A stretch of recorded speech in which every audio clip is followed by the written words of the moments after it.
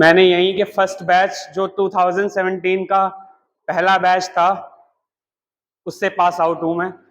2017 से 2021 तब सिर्फ एक बिल्डिंग होती थी, यही वाली फ्यूचर की, इसको FIP बोलते हैं। फिर उसके बाद दूसरी बिल्डिंग बनी FOP की। तो अब जब मैं वापस आया हूँ आज, तो अपनी सिस्टर का एडमिशन कराने के लिए आया था MCA में। तो सर ने बोला आ जाओ सर ने बोला एक लेक्चर ले लो। तो मुझे पता है आप लोग सोच रहे होंगे यार मस्त बैठे थे आराम से, टाइम वेस्ट करने के लिए आ गए, अपना तो कैंटीन का सोचा था या खाने पीने का सोचा था। लेक्चर बोरिंग नहीं होने वाला है और ना मैं देखो ज्ञान दूंगा, क्योंकि ज्ञान सबके पास बहुत है। तो फ्रेंडली सेशन बनाएंगे, 1-on-1 इंटरेक्ट करेंगे। पहले आप लोगों का आज फर्स्ट डे है, कितना टाइम हो गया? 4-5 दिन हो गए। तो FIP है पूरा, इसमें FOP भी है? FIP है। इसमें बी फार्म वाले कितने हैं? और डिप्लोमा वाले? अच्छा ठीक है। अब बी फार्म में अभी 12th का एग्जाम दिया आप लोगों ने, तो कौन वो लोग हैं जिनके 80% या उससे ऊपर आए थे? ठीक है, मेरे भी 80% से नीचे ही थे। तो इसमें कोई घबराने की बात नहीं कि जिसने 10th में अच्छे नंबर लाया है वही आगे अच्छे नंबर लाएगा, जिसने 12th में टॉपर रहा है वही आगे टॉपर बनेगा। मेरे ना 10th में अच्छे थे ना 12th में अच्छे थे। मैंने यहां आके जब देखा कि यार अब पढ़ाई करनी पड़ेगी वरना नौकरी कैसे लगेगी, तो तब पढ़ाई करना स्टार्ट करा। तो जिन लोगों को थोड़ा सा भी ऐसे डाउट है कि यार कोई सेशन में समझ में नहीं आ रहा है, तो रट्टा मत लगाना, चीजों को समझ लेना। और जरूरत पड़े, कोई जरूरी नहीं कि आप मोटी बुक से ही पढ़ो, अगर आप TP लेते हो आपको बस कॉन्सेप्ट क्लियर होना जरूरी है। आ जाओ भाई। अब जब मैं आया था तो मुझे फार्मास्यूटिक्स टफ लगती थी, और ये जो डॉक्टर राहुल शुक्ला सर हैं आपके, ये नहीं थे तब, डॉक्टर हेमेंद्र गौतम हुआ करते थे। अब जैसे ये तो सीधे से हैं बहुत, इनकी हम लोग बात नहीं सुनते थे, ना 3rd ईयर में सुनी ना 4th ईयर में सुनी। और हमारा बैच को बहुत ही गंदे बैच में माना जाता था कि ये तो सब शैतानी करने आते हैं, टीचरों की बात नहीं सुनते, बस बंक करते हैं, ऐसा था। तो जो हमारे पिछले डायरेक्टर थे हेमेंद्र गौतम सर, वो बहुत ही स्ट्रिक्ट थे, तो उनसे सबको डर लगता था। उन्होंने फार्मास्यूटिक्स जब पढ़ाई तो धीरे धीरे समझ में आने लगी, और अलग अलग जैसे जैसे बढ़ते गए, फार्माकोलॉजी, मेडिसिनल केमिस्ट्री, बाद में फिर मेडिसिनल केमिस्ट्री में दिक्कत हुई जब 5th सेमेस्टर में आ गए, तो मेडिसिनल केमिस्ट्री समझ में नहीं आती थी, क्योंकि पहले तो केमिस्ट्री से डर लगता था 12th में, तो जब मेडिसिनल केमिस्ट्री में आए तो उसमें अब आपको एक सॉल्यूशन के साथ साथ केमिकल और फॉर्मूलाज भी समझने पड़ते थे, तो थोड़ा सा डिफिकल्ट हुआ समझने में। लेकिन डिफिकल्टी से डरो मत, आगे चीजें निकालो। बस मैं यही कहता हूं कि जिनके कम नंबर थे 12th में, वो यहां जरूर पढ़ लेना, और चाहे कोई सी भी जॉब करो।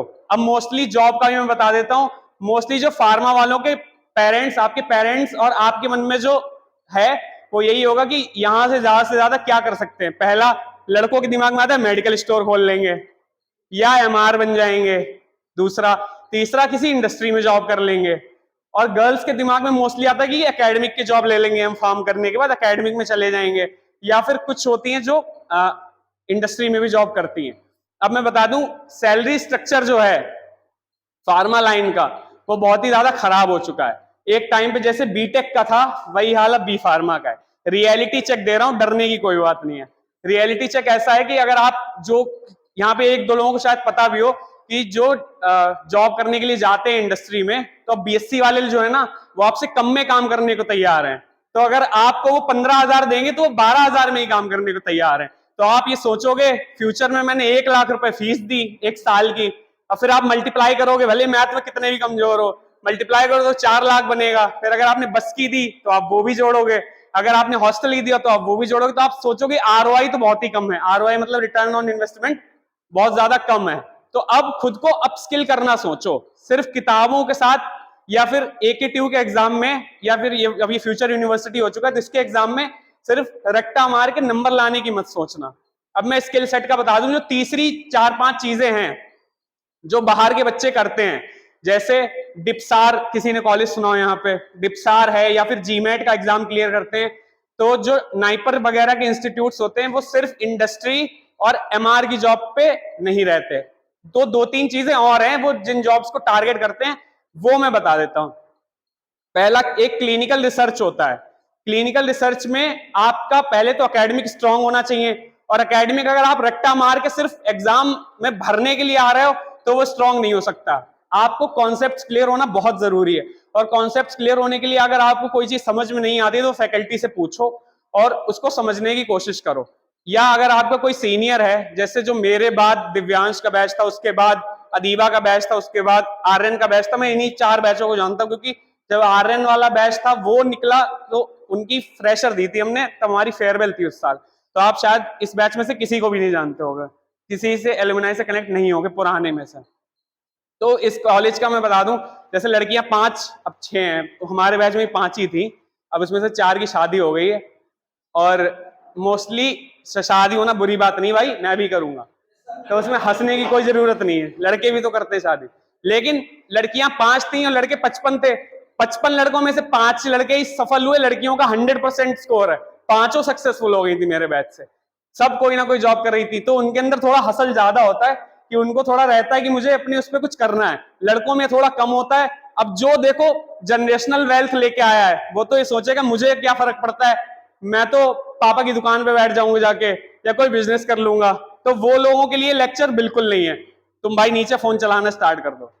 अब जिसको कुछ करना है उसके लिए मैं बता देता हूं। तो अगर आपको, पहला तो मैंने क्लिनिकल रिसर्च बताया, दूसरा है फार्माकोविजिलेंस, तीसरा है मार्केट रिसर्च। अब जब मैं किसी को बताता हूं कि मैं मार्केट रिसर्च में जॉब कर रहा हूं तो लोग उसको मार्केटिंग समझने लगते हैं। तो मार्केट रिसर्च जो होती है वो मार्केटिंग नहीं है, मार्केट रिसर्च सेकेंडरी रिसर्च होती है, जिसमें आपको अलग अलग ड्रग्स दी जाती हैं। जैसे फॉर एन एग्जांपल नोवार्टिस है, फाइजर है, सैनोफी है, इन कंपनी के ड्रग्स दिए गए, आपको ये सर्च करना होता है। आपका डेस्क जॉब होती है, जैसे आईटी वालों की जॉब होती है, सेम वैसे ही कंपनी आपको लैपटॉप प्रोवाइड कराती है, सारी फैसिलिटीज देती है।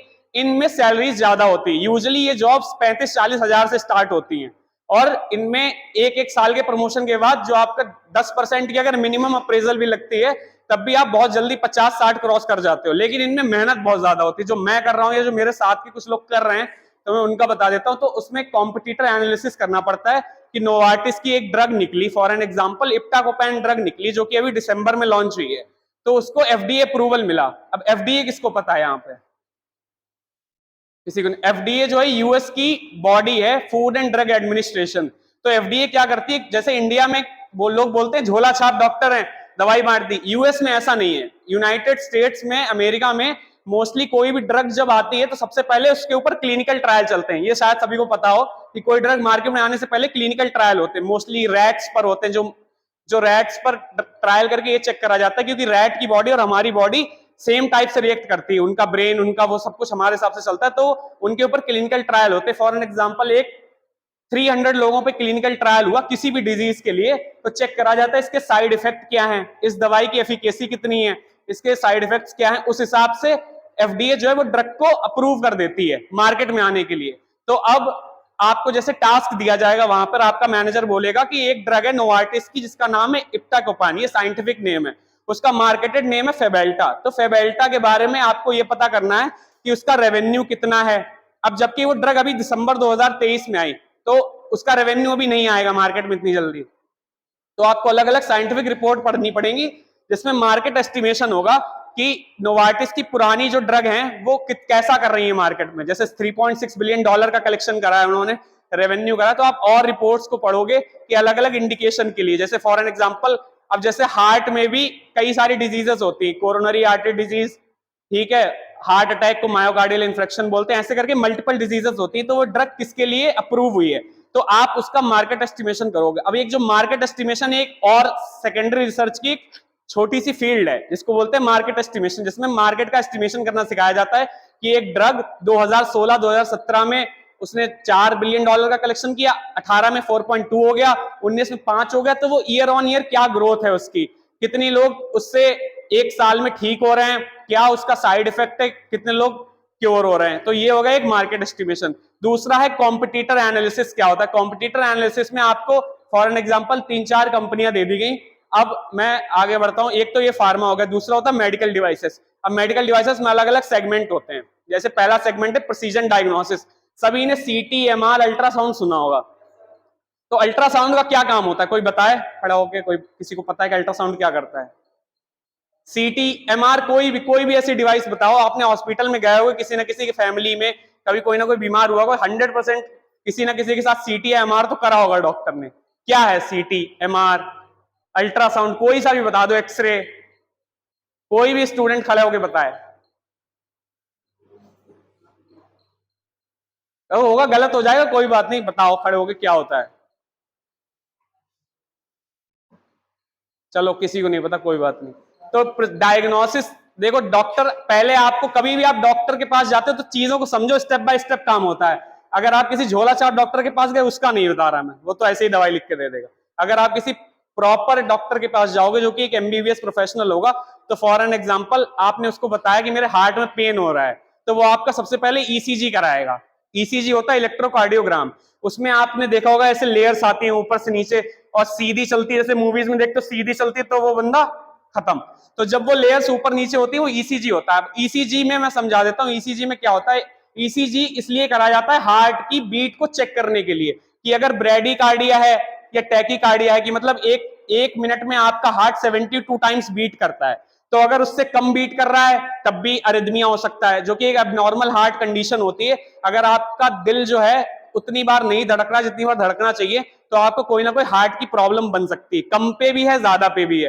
तो अब आपका डॉक्टर चेक करेगा, उसको पता चला कि आपको एट्रियल फिब्रिलेशन है, तो ये उसने क्या किया, डायग्नोसिस करा। अब डायग्नोसिस किससे करा, ईसीजी से करा, या फिर वो कार्डियक अल्ट्रासाउंड भी कर सकता है। तो जो डायग्नोसिस के टूल्स होते हैं, जैसे ईसीजी है या फिर अल्ट्रासाउंड है, सीटीएमआर, ये सारे इमेजिंग टेक्नोलॉजी हैं। इसमें आपकी बॉडी के अंदर इंफ्रारेड रेज जाती हैं और पूरा स्कैन निकाल के आता है बाहर कि किस बोन में कहां पे क्या प्रॉब्लम है। उसको डायग्नोस करने के बाद सेकेंड चीज आती है थेरापेटिक, मतलब ट्रीटमेंट का पार्ट स्टार्ट होता है। अब जहां पे ट्रीटमेंट का पार्ट स्टार्ट होता है, वहीं पे केमिस्ट या फार्मासिस्ट का रोल आता है। मोस्टली आपको डॉक्टर ने दवाई लिख के दी और आपके पास पर्चा आया और आप वो दवाई निकाल के दे दोगे, ये हो गया आपका ट्रीटमेंट वाला पार्ट।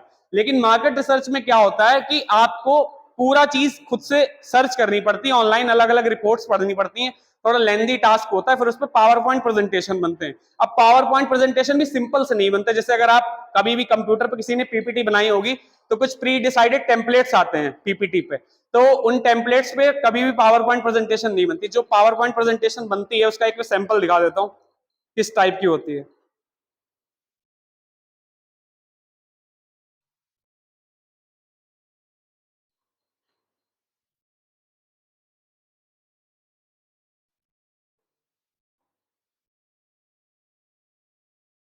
जैसे ये नोवार्टिस की Q1 की कॉल अर्निंग्स है, इसकी हमने ट्रांसक्रिप्ट निकाली, तो इसमें हम डिजीज पे गए, हम किस डिजीज के लिए काम कर रहे हैं।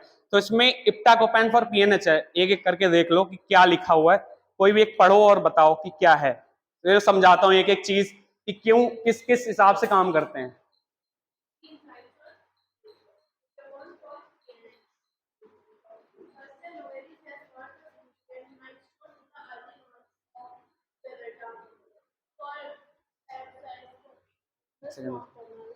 तो हाँ, बस एक लाइन आपने पढ़ दी। तो इसमें जैसे इप्टाकोपेन में एक ड्रग का आपको बताता हूँ कि इप्टाकोपेन फॉर पीएनएच को जब मार्केट में लॉन्च करा गया था तो फर्स्ट क्वार्टर की सेल थी। पीएनएच जो है वो डिजीज के ट्रीटमेंट के लिए इसको लॉन्च करा गया मार्केट में। अब आपको ये ड्रग जो है वो दिसंबर में लॉन्च हुई, तो इसकी कौन कौन से ट्रायल्स चल रहे हैं पहले तो वो सर्च करना है कि H1 में कौन से ट्रायल्स हैं। H1 मतलब half year first, Q1 Q2 Q3 Q4 साल में 4 क्वार्टर होते हैं। H1 H2 मतलब साल में 2 हाफ क्वार्टर ईयर से डिवाइड करा जाता है। तो किन किन मार्केट में लॉन्च हो चुकी है, यूएस में लॉन्च हो चुकी, यूरोप में लॉन्च हो चुकी है, जापान में, ये सारा काम उसमें होता है। एक एक कॉम्पिटिटर एनालिसिस हो गया। तो इसमें कैरियर बनाने के लिए आपको 3 चीजें आना बहुत जरूरी है। पहला, माइक्रोसॉफ्ट का एक्सेल। एक्सेल के बारे में सुना है किसी ने, कभी काम करा है एक्सेल पे किसी ने? आपने किया काम, सीखा है? खड़े हो एक सेकेंड, बताओ एक्सेल पे क्या क्या सीखा है? डाटा एंट्री हो जाएगी, बिल्कुल सही। और हाँ, और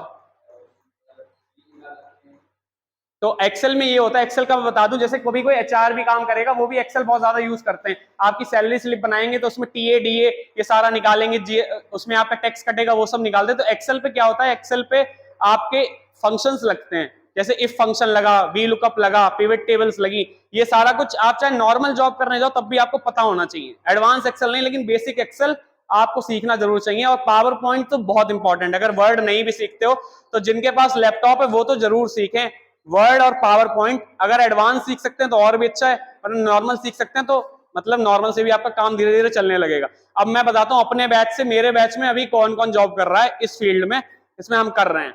तो इसमें एक तो मैं कर रहा हूँ, एक लड़का था परमदीप, तो वो इस टाइम पे बाहर है, वो कनाडा में है, तो वो अपनी मास्टर्स करने के लिए गया हुआ है।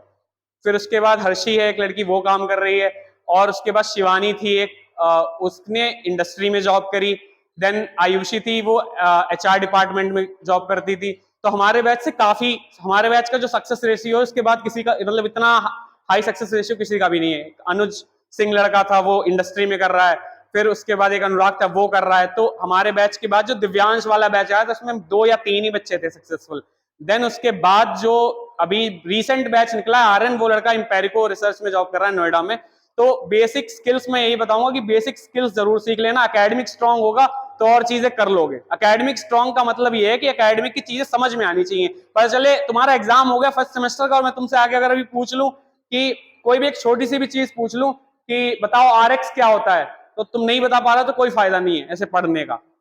कॉन्सेप्ट हमेशा क्लियर रखना, मतलब सिर्फ उस सेमेस्टर के लिए मत पढ़ना, उस सेमेस्टर के बाद में भी अगर तुम्हें कभी देखने पड़े नोट्स तो एक बार में तुम्हें चीजें रिकॉल होना जरूरी है।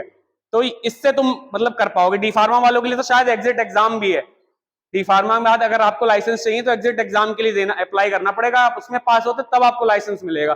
बी फार्म वालों के लिए इसलिए नहीं क्योंकि वो 4 साल का प्रोग्राम है। तो अपनी स्किल्स पे काम करो, सिर्फ और सिर्फ किताबी कीड़े मत बनना भाई। से मतलब रटो, पास हो अच्छी बात है, सीख लेना चीजों को, टीचर से पूछ लेना वरना ऑनलाइन पढ़ लेना, अपने कॉन्सेप्ट्स क्लियर रखना। जीमैट के बारे में किसको पता है? जीमैट के बारे में पता है किसी को? एक जीमैट होता है, जिनको एमफार्म करना होता है वो तब जीमैट होता है। जीमैट होता है ग्रेटिट्यूड मैनेजमेंट एप्टीट्यूड टेस्ट करके, GPAT sorry pharmacy aptitude test करके। तो जीपैट में ये होता है कि आप एमफार्म करने के लिए जब जाते हो, जिन लोगों को भी जैसे मास्टर्स करनी है बी फार्मा के बाद एम फार्मा करना है, तो उसका एक एग्जाम होता है। उसमें पहले तो स्टाइपेंड भी मिलता था 12,500 रुपए पर मंथ, अब वो गवर्नमेंट ने बंद कर दिया है। तो उसमें ये होता है कि आपको नाइपर जैसे अच्छे इंस्टीट्यूट्स में जाने का मौका मिलता है, आपका वहां से कैरियर अच्छा होता है। पहली बात, सभी का अकाउंट होगा फेसबुक इंस्टाग्राम पे, है सभी का। लिंक्डइन पे किसका अकाउंट है? LinkedIn, LinkedIn LINKEDIN। जैसे उस भाई ने रिएक्शन दिया कि अरे ये क्या चीज है, तो मेरे साथ भी यही था, मुझे भी नहीं पता था यार लिंक्डइन क्या होता है। लिंक्डइन पे अकाउंट इस कॉलेज के बच्चों का इसीलिए नहीं है क्योंकि कभी किसी ने बताया ही नहीं। लिंक्डइन से ही आप अपनी जॉब हंट को स्टार्ट कर सकते हो, वहां पे जॉब्स निकलती हैं, आपकी प्रोफाइल अच्छी बनी होनी चाहिए, और उसके बाद आप वहां से अपने जितने प्रोजेक्ट आपने करे हैं, कितने मार्क्स हैं आपके, आप किस फील्ड में जॉब लेना चाहते हैं, फार्माकोविजिलेंस में, क्लिनिकल रिसर्च में, मार्केट रिसर्च में, इंडस्ट्री में, तो सभी के लिए लिंक्डइन पे जॉब होना जरूरी है। जैसे इंस्टाग्राम पे आप स्टोरी लगाते हो, रील बनाते हो, फेसबुक पे पोस्ट करते हो, व्हाट्सएप पे स्टेटस लगाते हो, स्नैपचैट पे स्नैप भेजते हो, जो है आपकी जॉब का पोर्टल है नौकरी.com। नौकरी.com तब है जब आपकी पूरी प्रोफाइल कंप्लीट हो जाए। लिंक्डइन आप साथ साथ चीजें सीख सकते हो, उसके लिए है।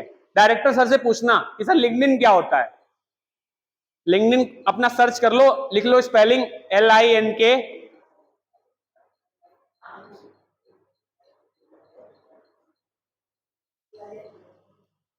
LINKEDIN,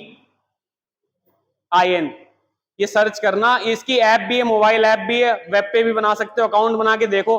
फ्यूचर यूनिवर्सिटी का पेज भी है, उसको फॉलो करो, वहां पे जाना, एलुमनाई पे क्लिक करना, तो देखना बीटेक के कौन कौन से बच्चे किस जगह जॉब कर रहे हैं, सब दिखाई पड़ेगा। तो ट्रांसपेरेंसी रहेगी कि बीटेक में कितने बच्चे इस कॉलेज के सक्सेसफुल हैं, कहां जॉब कर रहे हैं, एमटेक एमबीए का क्या है, बी फार्मा का क्या है, कौन कहां कर रहा है। जिन जिन लोगों ने अपनी प्रोफाइल पे डाला होगा तो उनका सबका आएगा। तो अपना भी अकाउंट बना लो, अभी से तैयारी करो। अभी फर्स्ट ईयर में तुम्हारे पास 4 साल है अपनी स्किल डेवलप करने के लिए, तो लास्ट ईयर में लोग करते हैं जाके चीजें, ठीक है। तो बाकी अपना अच्छे से करो, कोई प्रॉब्लम हो तो नंबर नोट कर लो, मैसेज कर देना 9005145668 9005145668। उत्कर्ष नाम है, ठीक है। बाकी अच्छे से पढ़ाई करना, कोई प्रॉब्लम हो कुछ हो तो बताना। नोट्स वगैरह भी होंगे तो वो भी दे दूंगा, मैसेज कर देना, ठीक है। चलो अच्छे से करना, अच्छा लगा सबसे मिलके।